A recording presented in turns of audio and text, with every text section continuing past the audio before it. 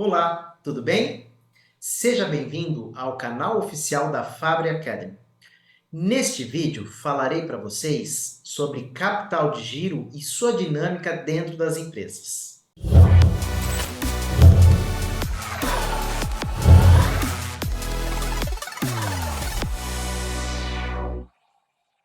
Capital de giro, um assunto importantíssimo dentro das empresas e que às vezes os empresários confundem, né? A maior resposta quando se pergunta dentro de uma sala de aula para os empresários o que é o capital de giro? A maioria das respostas são o dinheiro, o que eu preciso em caixa para gerenciar o negócio.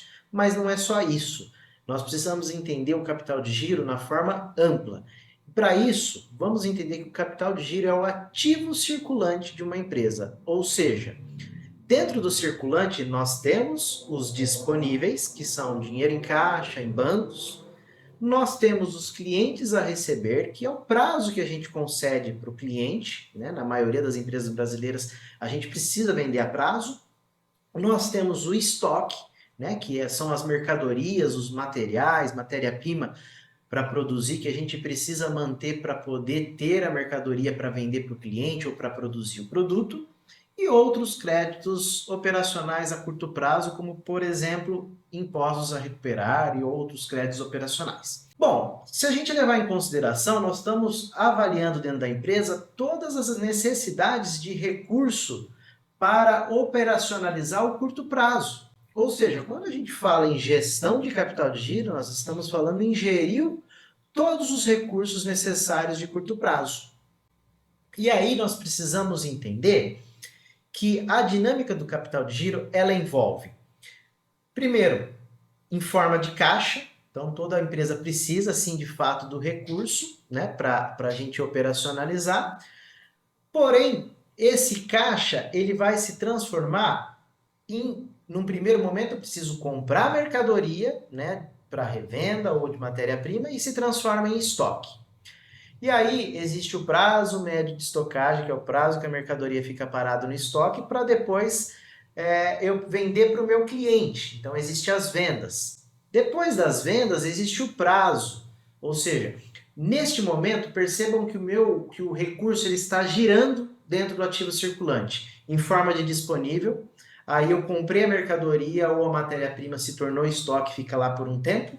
Eu vendo para o meu cliente, eu dou prazo para o meu cliente, então ele fica lá com um crédito e depois existe o recebimento dessa venda se transformando em caixa novamente.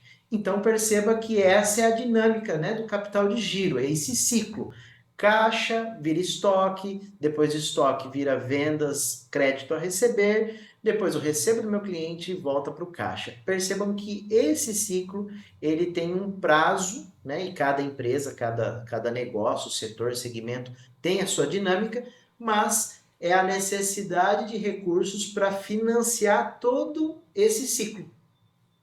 E aí, diante disso, a gente precisa entender quais são os setores responsáveis e que são envolvidos dentro dessa dinâmica. Então vamos lá. Primeiro, comercial. Dentro do comercial é onde se define as políticas comerciais de venda, prazo que eu vou dar para o meu cliente, instrumento de cobrança.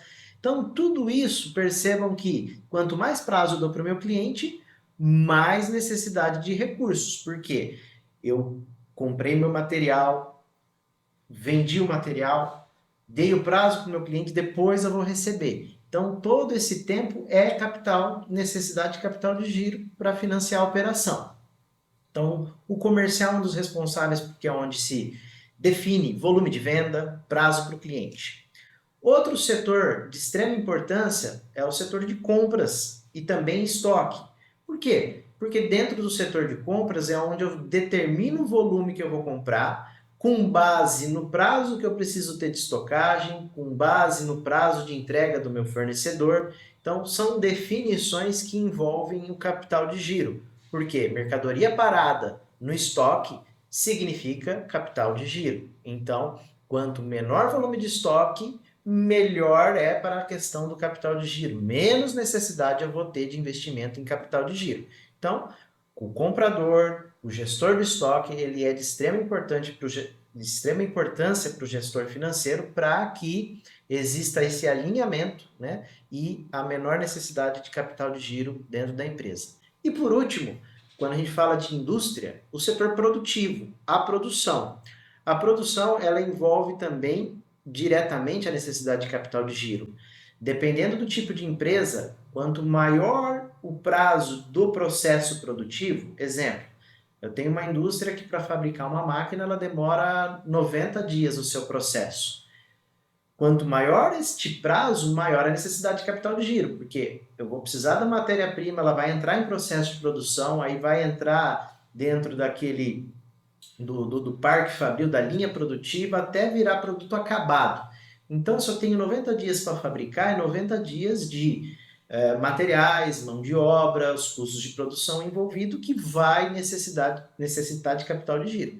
Então, percebam que, no caso da indústria, existe mais essa necessidade, né? No caso do comércio, não. É o produto acabado que eu ponho no meu estoque e passo para quando for vendido, ele vira, né, já direto ou clientes a receber ou o dinheiro se for à vista. Mas no caso da indústria a gente tem esse processo. Então são os três principais setores, né, departamentos que estão relacionados dentro da dinâmica do capital de giro. Então por isso que eu preciso ter esses três departamentos, setores alinhados com a gestão financeira da empresa e com os objetivos comuns, para que eu tenha o planejamento necessário de qual é esse volume de recursos para operacionalizar o curto prazo.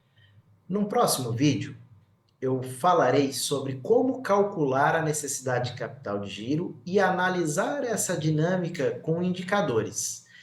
E se você gostou desse vídeo, curta, compartilhe e inscreva-se em nosso canal, assim você terá acesso ao nosso conteúdo. Um grande abraço!